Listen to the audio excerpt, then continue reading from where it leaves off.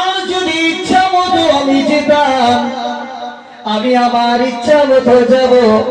এখন 25 বছর বয়স, এখন মরবো না। 25 বছর বয়স মাত্র, এখন তো চলে যাওয়া যাবে না। বিয়ে করব, নারী করব, গাড়ি করব, বাড়ি করব, এনজয় করব।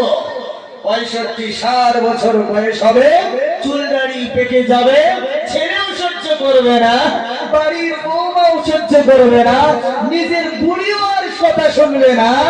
তখন বলবো আর শরীর অকেজ চলে না, কবরে যেতে হবে। এইরকম সুযোগ কোন মানুষ পেয়েছে? জোরসে বলেন, পেয়েছে? হয় নাই। আর তার কাছে যাওয়ার পরে আমার চেয়ারের গরম, আমি ধনী লোক বড়, গরিবকে দেখতে পাই না। আমার বড় লোকের গরম, টাকার গরম, দেশের গরম, দশেরও গরম, লাঠির গরম, পাঠির গরম, বাপের গরম, বেটার গরম, চেয়ারের গরম। কবর বলছে একবার চোখ দুটো বন্ধ করে আমার বুকে শো, তোকে বানিয়ে দিব ফুল নরম। নরম হয়ে আসলে বাড়ি রিহাই, আর গরম হয়ে আসলে উপরে টাকা চাচা বাঁশ আছে, হবে শুধু পিটাই আর ছাটাই। এইরকম গরমকে যিনি 1 সেকেন্ডে লাগে না নরম করে দিতে পারে, তিনি হলেন কে? আওয়াজ নাই, তিনি হলেন কে? প্রাঞ্জল ভাষায় সেই মহান স্রষ্টার দরবারে শুকরিয়া জ্ঞাপন করি। আলহামদুলিল্লাহি রাব্বিল আলামিন।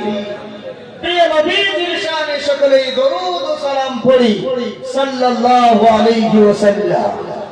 ভাই আমার, মাইকম্যান ভাই, একটু কমিয়ে দাও, সময়ের বড় অভাব, কথা রাখতে হবে, সময় নষ্ট করা যাবে না, একটু স্পিডে বলতে হবে, নাহলে সময় সাথ দিবে না।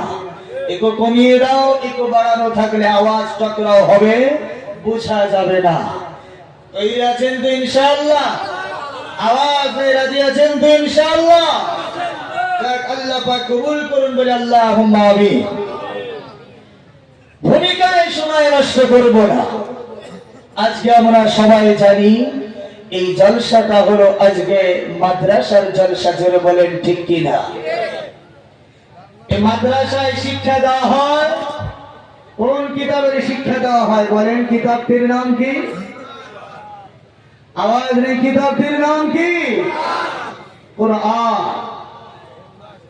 এ কেমন কিতাব? এই কিতাবের ব্যাখ্যা, এটা আওয়াজ চলে গেছে। এই কোরআনের ব্যাখ্যা ধ্যানে দিকে যান, মাইকম্যান ভাই আস্তে আস্তে ঠিক করে দেবে ইনশাআল্লাহ। এই কোরআনের ব্যাখ্যা আমি গোলাম মুস্তাফা যদি করি একরকম মজা।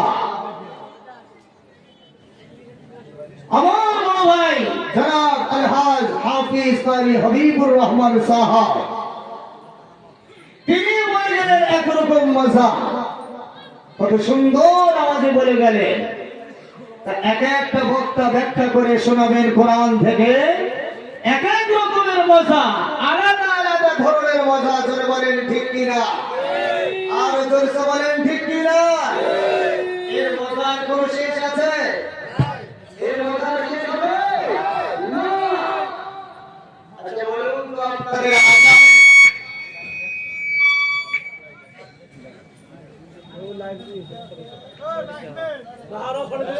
হবে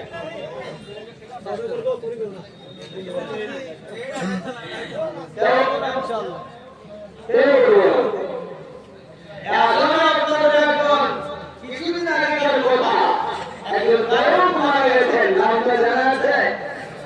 কি নাম বলেন? নামটা কি? জুবিন, ঠিক না? আচ্ছা বলুন তো কত ভাষায় গান গেয়েছেন? মাশাআল্লাহ, স্টেজ থেকে শুনতে পারলাম 40,000-এর ঊর্ধ্বে। তা সাপোজ 40,000 মানে বয়স কত ছিল তিনার? 52 বছর বয়স। তা 52 বছর বয়সে 40,000 গান গেয়েছে।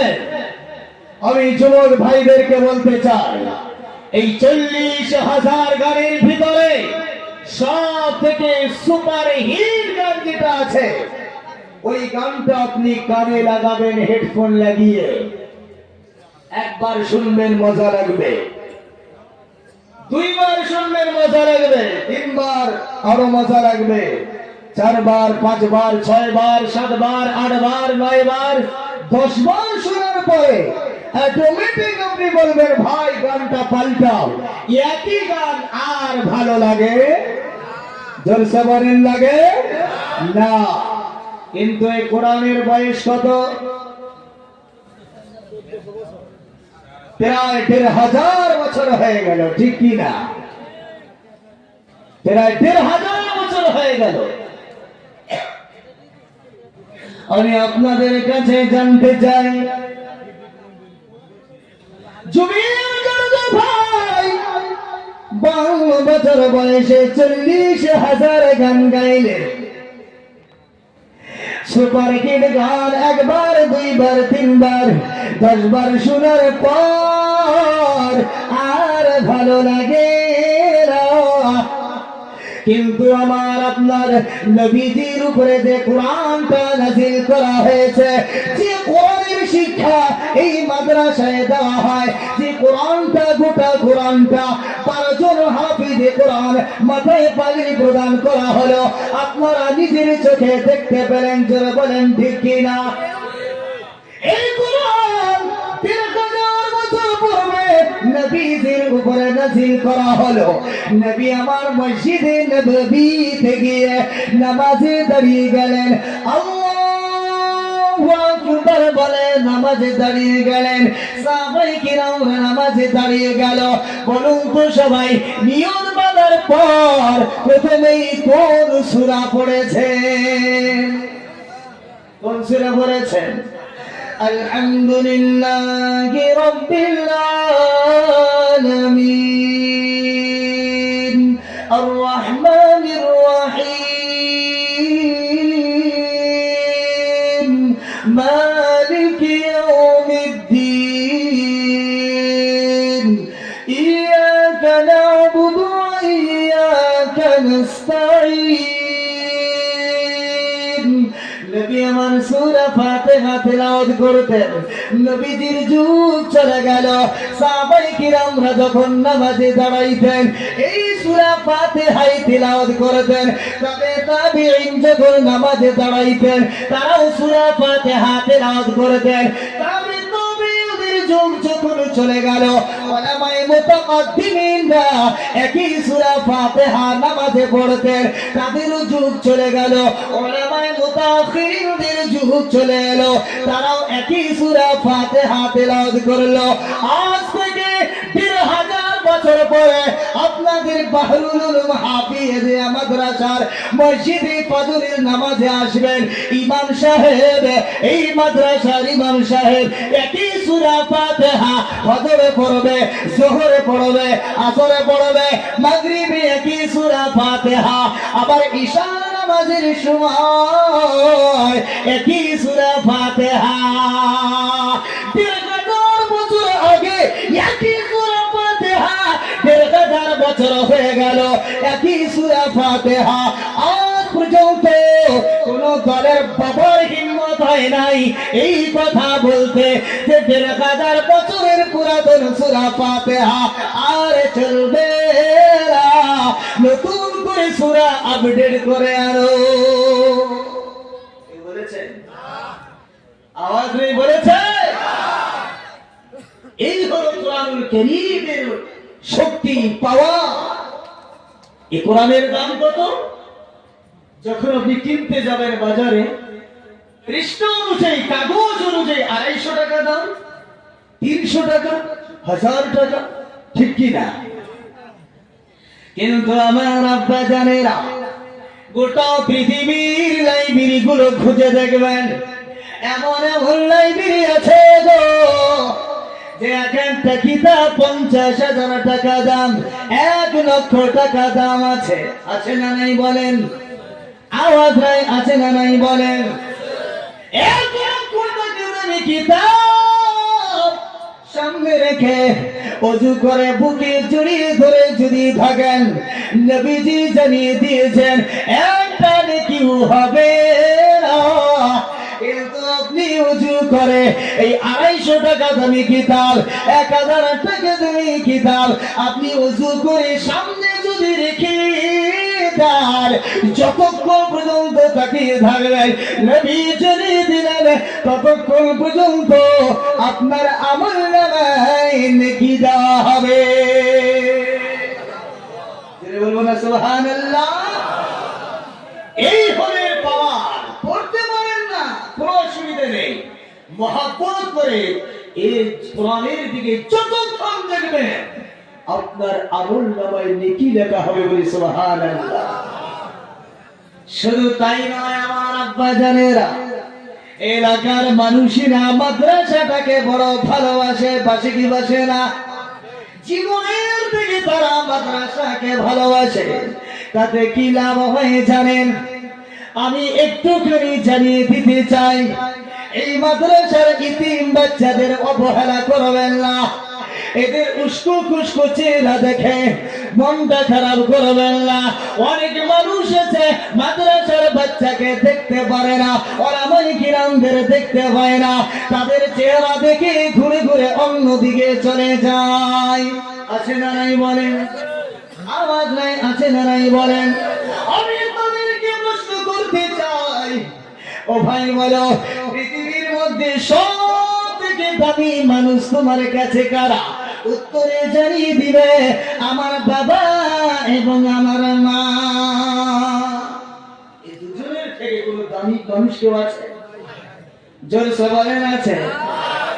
আমি ওই মানুষদেরকে জানিয়ে দিতে চাই, যারা হাফিজদের দিকে নাক ছিটকায়, মাদ্রাসাকে যারা ভালোবাসে না, ওলামায়ে কিরামদেরকে যারা ভালোবাসে না, তাদেরকে আমি জানিয়ে দিতে চাই, কিয়ামের মধ্যে যদি কলেজের ছাত্র হেঁটে যায়, ইউনিভার্সিটির ছাত্র যদি কোটটাই পরে, ভালো রং প্যান্ট পরে, 4 হুইলার নিয়ে যদি যায়, এলাকার কোনো লাভ নবী বলেছেন হবে না।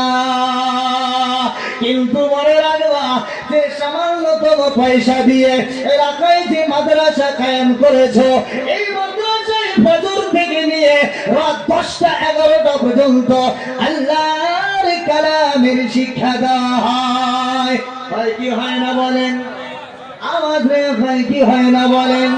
নবী আমার জানিয়ে দিলেন ফজর থেকে কি রাত চালু হয়ে যায়, আসরের নামাজ যখন হয়, আসরের নামাজের পর কিছু ছাত্র আছে মাদ্রাসার মাঠে ময়দানে খেলাধুলা করে, আর কিছু ছাত্র আছে যারা আমার আপনার গ্রামে ঢুকে যায়, ঘুরে বেড়ায়। আছে না নাই বলেন? আওয়াজ নাই, আছে না নাই বলেন?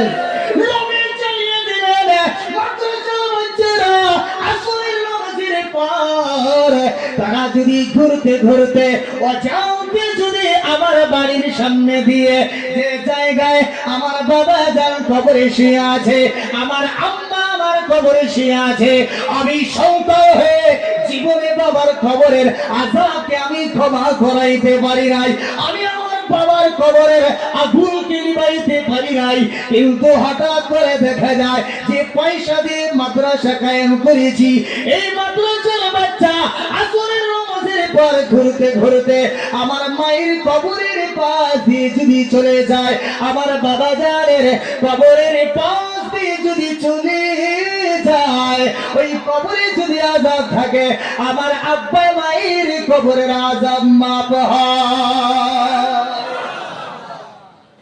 লাভ আছে না?